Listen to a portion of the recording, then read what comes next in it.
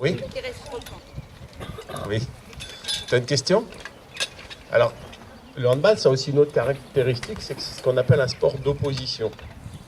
Vous comprenez la différence entre un sport d'opposition, par exemple, et un sport de chronomètre? Alors, c'est quoi la différence? On se confronte, c'est-à-dire que en sport collectif, on ne va pas faire une performance chronométrée en secondes, il faut battre un adversaire. Citez-moi un sport d'opposition individuelle. Badminton, tennis, ça, judo, très bien, parfait. Ah non, athlétisme, c'est plutôt un sport de chronomètre, puisque on fait une performance qui est quantifiable. Ouais. Donc le handball, c'est un sport d'opposition collectif, ce qui le rend compliqué. Donc qu'est-ce qu'il faut comme qualité pour jouer au handball? Oui, alors ça, on appelle ça des qualités comment? Courir vite, sauter haut, lancer fort. C'est ce qu'on appelle des qualités physiques. Qu'est-ce qu'il faut d'autre comme qualité? Avec les mains. Donc quand on est adroit avec les mains, c'est important. Et on appelle ça des qualités techniques. Avoir une bonne technique. Et d'ailleurs, pour lancer fort, il n'y a pas que la force. Hein. Il y a aussi beaucoup la technique. C'est pas toujours les plus costauds sur un terrain de handball qui tirent le plus fort. Parce que c'est un sport où il faut bien utiliser son bras. C'est ce qu'on appelle le tir. Ça dépend de ce qu'on appelle les leviers. Quelle est la position du bras quand on tire? Oui, exactement, comme ça. Relevé. Ils savent ce que c'est un angle, les enfants, en CM1, CM2? Vous savez ce que c'est un angle?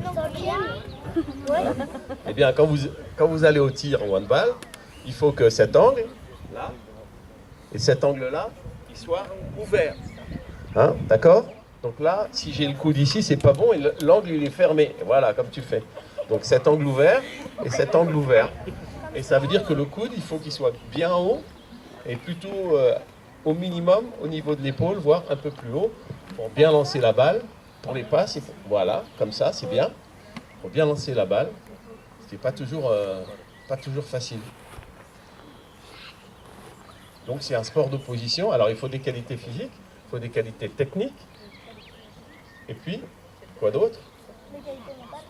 Exactement, bravo. Il faut des qualités mentales, il faut être fort dans sa tête, comme dans tous les sports d'ailleurs. Et puis la dernière chose que vous allez trouver, dont on a parlé, c'est que comme on est plusieurs sur le terrain, et bien plus le niveau, c'est un sport d'équipe, et donc faire des choses ensemble dans une équipe, ça s'appelle comment?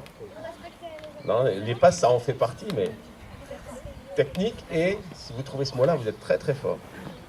Quand vous faites quelque chose à plusieurs, vous développez ce qu'on appelle des stratégies, vous avez des tactiques.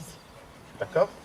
Donc si un jour vous jouez, dans des années et des années, vous jouez au handball à un très bon niveau, eh bien vous allez mettre en place ce qu'on appelle des tactiques, c'est-à-dire qu'est-ce que vous allez faire tous ensemble, pour être efficace, performant. Il faut s'entendre, il faut savoir jouer ensemble, il faut respecter les autres, bien sûr. Faut?